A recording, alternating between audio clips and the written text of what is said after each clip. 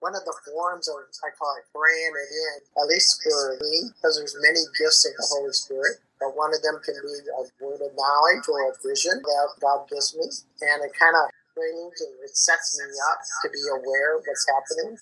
And I just had that experience going to Hawaii back in February.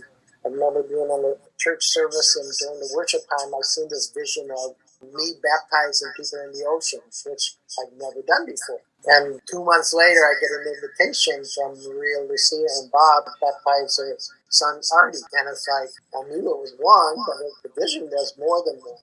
And it ended up we scheduled for 4, and then by the time our trip ended, we ended up baptizing 10 in the ocean, which is just, and I felt so embraced by God during that time. I was in the ocean for an hour, but it was the most divine hour I ever, it's like being in bliss. It reminded me of swimming in the Dead Sea, where you just float, no matter how fat or heavy you are, you still float, and that's what I felt in the ocean in Hawaii, was that warm embrace of God's love. But I believe gifts of the Holy Spirit really can expand, and once we tap into it, we're going to see those miracles, so we can actually pray in miracles for yourself. And I'm sure you already have miracles because it's really about honoring that presence whenever we can do that.